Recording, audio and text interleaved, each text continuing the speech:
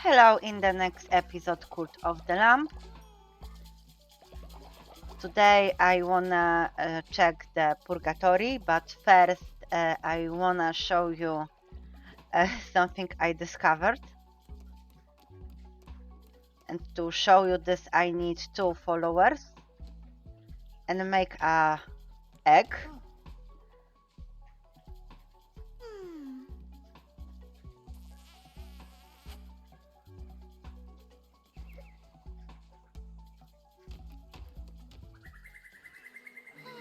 Okay, so they making egg. They are very happy and very tired. And now I just crack the egg.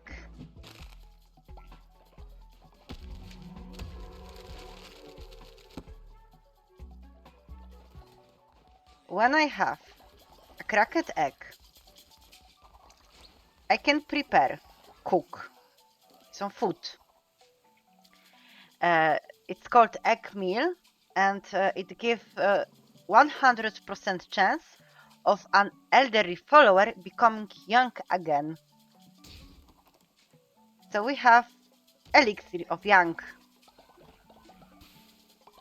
And now I speak with this elder guy. Hello. Not I cannot pick up him, so maybe you. And I told him to eat this food.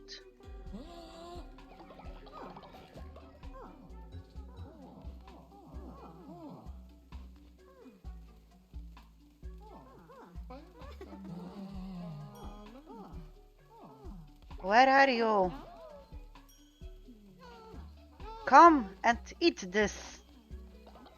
Grandpa, maybe you won't eat this.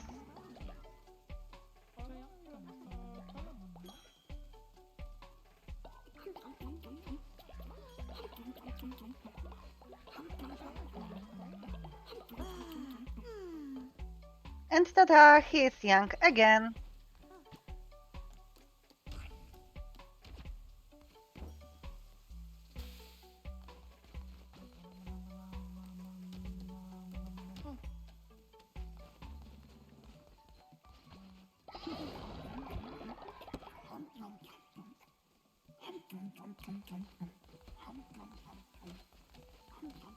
It's very good tip if you don't wanna lose anyone from your flock because of the age.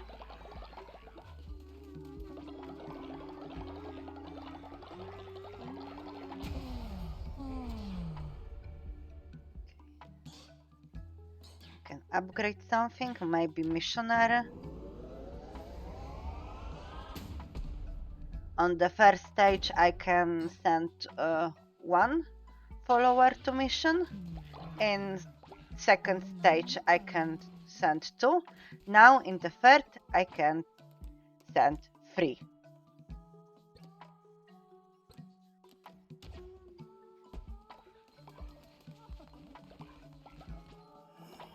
Okay, they take care of this building. In meantime I can go and check this purgatory.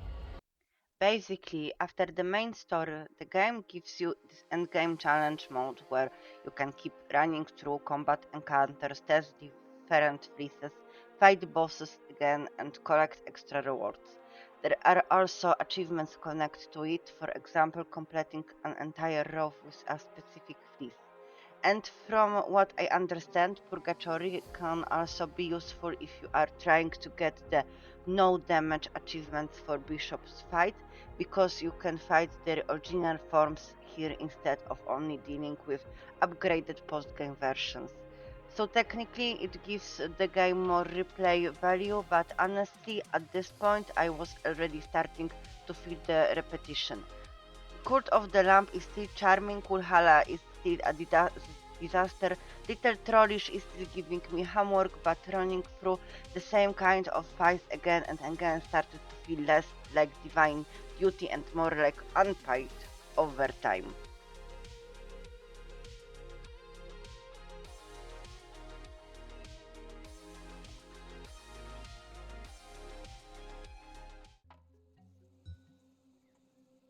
Okay, so now we know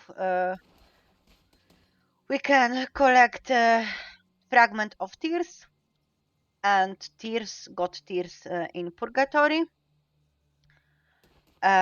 We can do that. Do this once per day. If we want going in the one day again, we must give one sin for that. It's quite simple.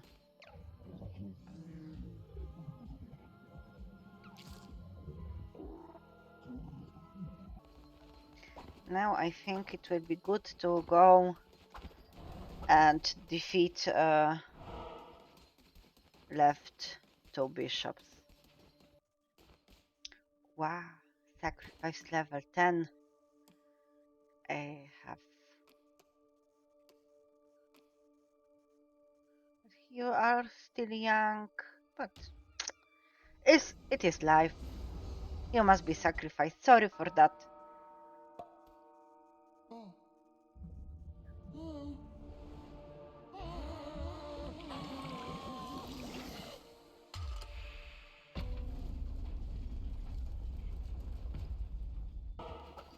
Before we go hunting for another bishop, I think the temple deserves an upgrade.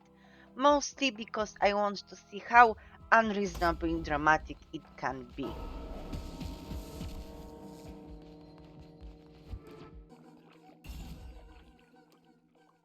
I can change decoration.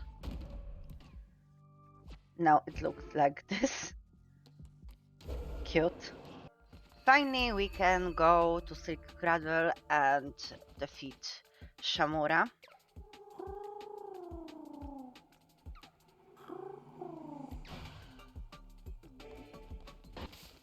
Of course, he is hunting me for all dungeons and try to kill me through his followers. But this fight was quite easy, and I convert him. Now it's time to Kallamar. Of course, the dorm wants it,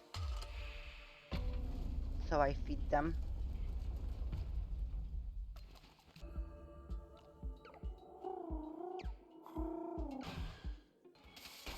Like his brother, Kallamar also was tried to kill me, but without success.